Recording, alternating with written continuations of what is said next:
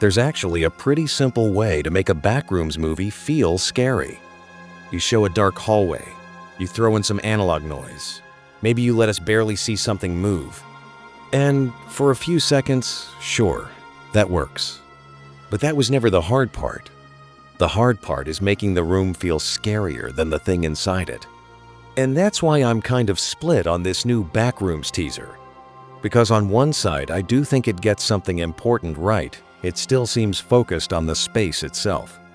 The silence, the emptiness, that feeling that the room is wrong before anything even happens. But at the same time, I can already see the danger here. Not because the teaser looks bad, it doesn't. And not because A24 or Kane Parsons don't understand horror. Obviously they do. What worries me is something more specific than that. The original Backrooms was scary because it didn't give you a clear enemy.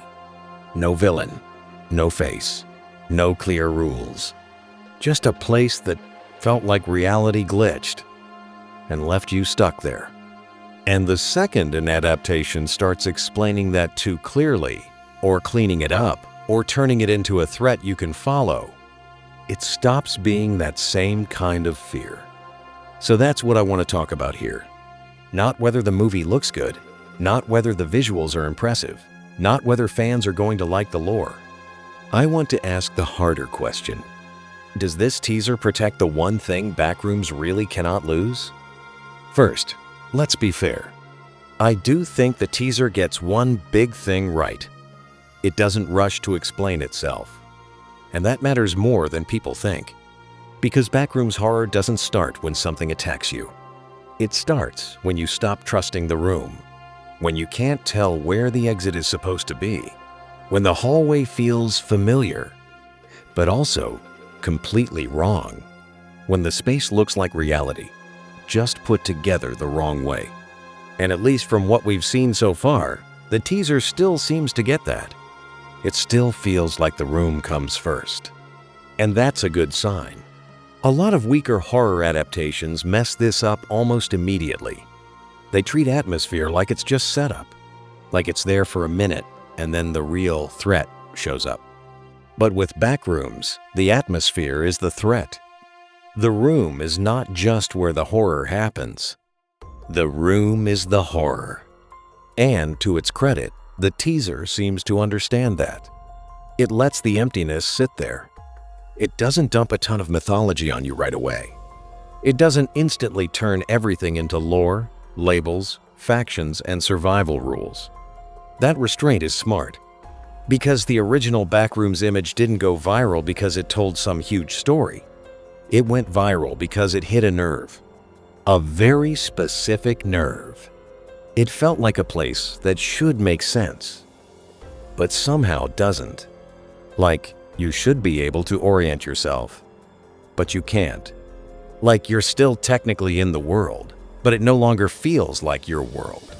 If the movie can hold on to that, if it can keep the audience feeling mentally lost, then I think it has a real chance. But this is where I start to worry. And it's not because the teaser shows too much. It's because movies naturally want to move in a certain direction. They want to explain things. They want clarity. They want escalation, progression, and something concrete for the audience to follow. And most of the time, that works. In most horror stories, defining the threat makes it stronger. You learn the rules. You see the pattern. You understand what the danger is.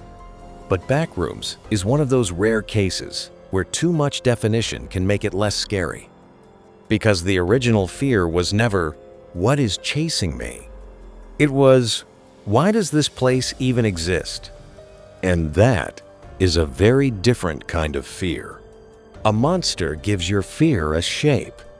And once fear has a shape, your brain starts doing what it always does. It starts trying to solve it. Can I outrun it? Can I hide from it? Can I predict it?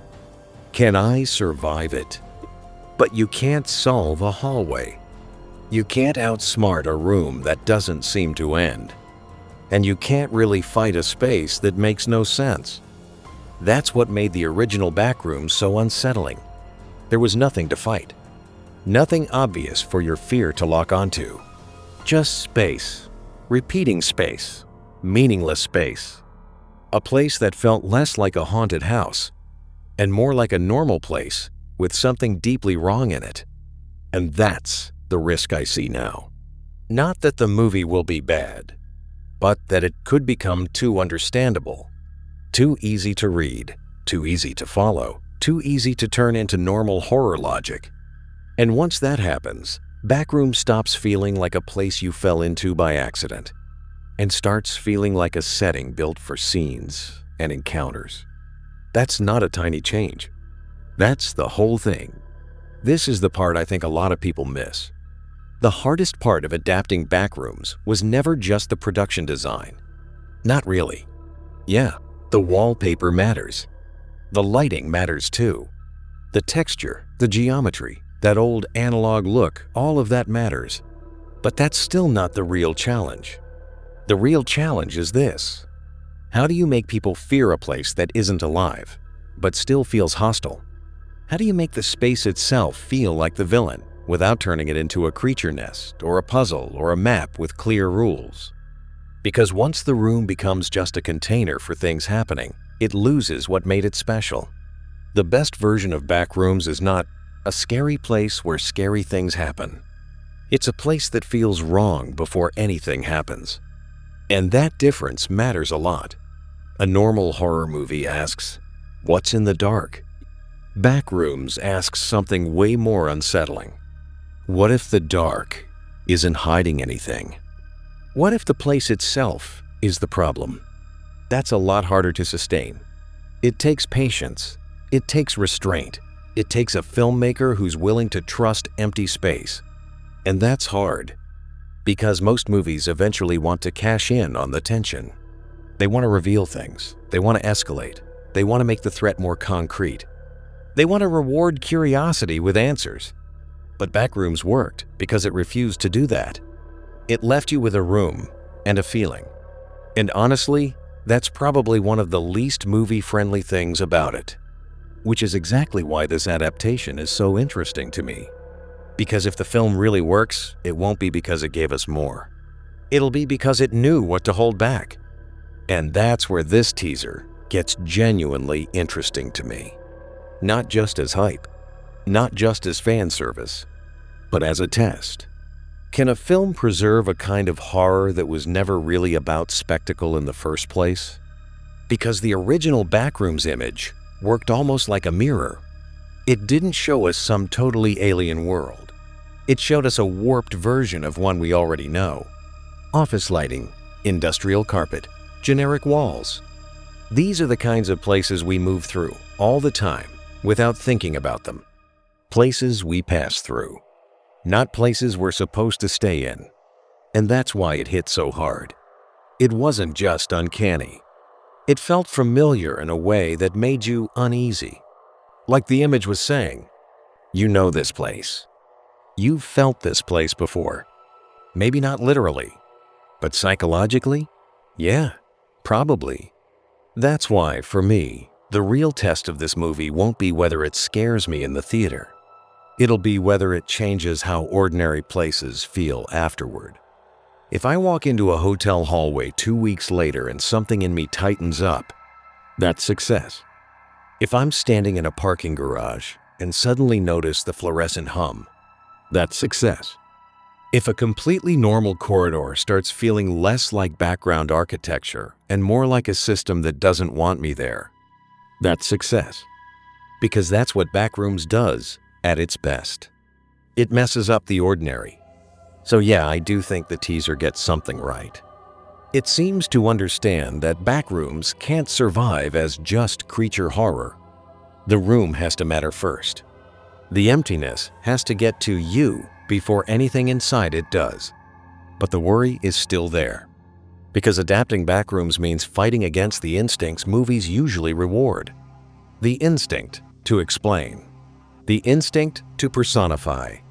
The instinct to turn dread into information.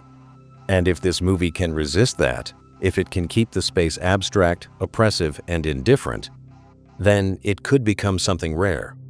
Not just a good horror movie, but a movie that keeps what made the original so disturbing in the first place. A horror story where the scariest thing is not what's in the room. It's the possibility that the room was never made for you and was never going to let you feel comfortable inside it. That's what I think the teaser understands.